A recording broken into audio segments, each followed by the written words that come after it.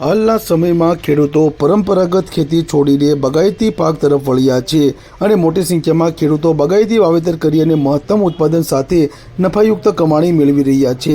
બાગાયતી ખેડૂતો સદ્ધર બને તે માટે સરકાર દ્વારા અનેક યોજનાઓ અને સહાય અમલમાં મૂકવામાં આવી છે, જેના લાભ થકી બાગાયતી ખેડૂત પોતે સદ્ધર બનતો જાય છે અને મહત્તમ ઉત્પાદન સાથે નફાયુક્ત કમાણી મેળવી જાય છે। જે અન્વયે બોટાદ જિલ્લાના નાયબ બાગાયતી અધિકારી જયરાજ વાળા દ્વારા જણાવવામાં આવ્યું કે બોટાદ જિલ્લામાં મોટી સંખ્યામાં ખેડૂતો પોતે બાગાયત પાક તરફ વળ્યા છે। મોટે ભાગે બાગાયતી ખેડૂતો પાસે પોતાની રીતે સ્થાનિક બજારો અથવા આજુબાજુના જિલ્લાઓની બજારોમાં પોતાના ઉત્પાદન પાકનું વેચાણ કરતા હોય છે, પરંતુ આવા બાગાયતી ખેડૂતો એક્સપોર્ટરોને વિદેશમાં માલ સપ્લાય કરવો હોય તો તેના માટે હવાઈ માર્ગ અને દરિયાઈ માર્ગ બંને માર્ગમાં વ્યવસ્થિત સબસિડી સહાય જાહેર કરવામાં આવી છે। જે અન્વયે જયરાજ વાળા દ્વારા વધુ માહિતી આપવામાં આવી છે।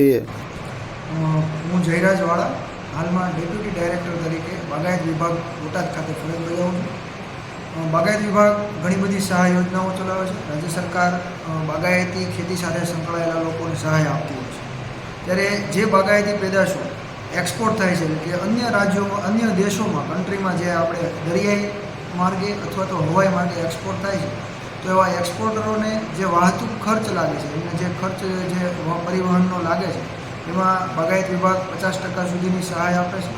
એમાં દરિયાઈ માર્ગે શાકભાજી, ફળ વગેરેની જે નિકાસ થતી હોય છે, તો એમાં પર બિલ 50,000 સુધી મેક્સિમમ વાર્ષિક એક એક્સપોર્ટરને 2.5 લાખ રૂપિયા સુધી સહાય મળવાપાત્ર છે।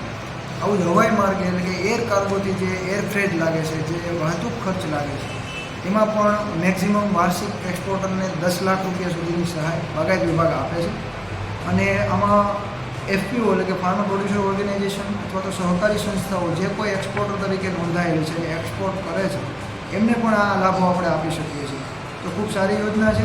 જે એક્સપોર્ટ અહીંથી અન્ય કન્ટ્રીમાં બાગાયત પેદાશોનું થાય છે, તે લોકોએ ચોક્કસથી આનો લાભ લેવો જોઈએ। આ માટે આઈ ખેડૂત પોર્ટલમાં બાગાયત વિભાગ 21 નવેમ્બરથી અરજીઓ સ્વીકારવાનું શરૂ થનાર છે અને 1 મહિના માટે આ અરજીઓ સ્વીકારવામાં આવશે। જરૂરી સાધનિક કાગળો સાથે એક્સપોર્ટર છે પોતાનું અરજી કરી અને સંબંધિત જિલ્લાની બાગાયત કચેરીની નોંધણી કરશે તો સરળતાથી એમને આ લાભ પણ આપી શકાશે।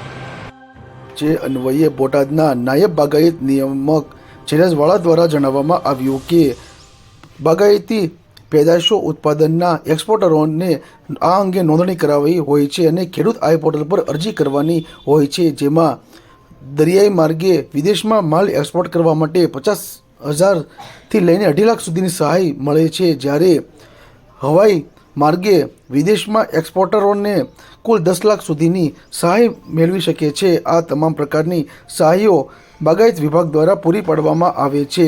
તેમાં માત્ર ને માત્ર એક્સપોર્ટરો દ્વારા ખુલ્લું મૂકવામાં આવેલ ખેડૂત આઈ પોર્ટલમાં જરૂરિયાત ડોક્યુમેન્ટ અપલોડ કરીને અરજી કરવાની રહે છે અને આ સહાયનો યોગ્ય રીતે લાભ મેળવી શકે છે।